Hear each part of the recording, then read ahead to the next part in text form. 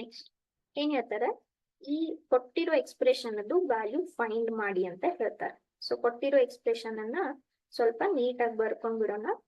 ಎಲ್ಲಾ ಕಡೆ relation multiplication ಇದೆ, ಓಕೆನಾ. ಇಂಟು ಇಂಟು ಅಂತ ಇದೆ.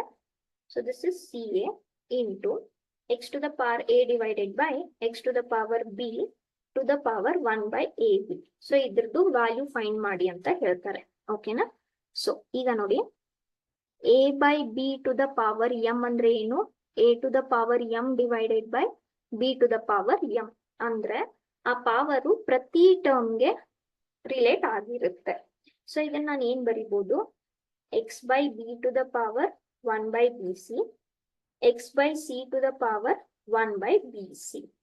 ಅದೇ ತರ here I'll get 1 by CA and here I'll get x by a to the power 1 upon CA.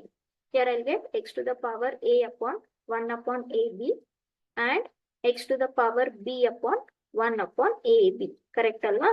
ಈಗ ಮತ್ತೆ ಏನ್ ಹೇಳುತ್ತೆ property, we can multiply these. So multiply ಮಾಡಿದ್ರೆ 1 by BC ಆಯ್ತು. ಸೊ ನಾನು ಒಂದೇ ನಿಮಗೆ ತೋರಿಸ್ತೀನಿ, ಈಗ ಎಲ್ಲ ಕಡೆ ಸೇಮ್ ಆಗುತ್ತೆ. ಸೊ ಇಲ್ಲಿ b ಮತ್ತೆ b ಕ್ಯಾನ್ಸಲ್ ಆಯ್ತು, 1 ಬೈ ಸಿ ಉಳಿತು.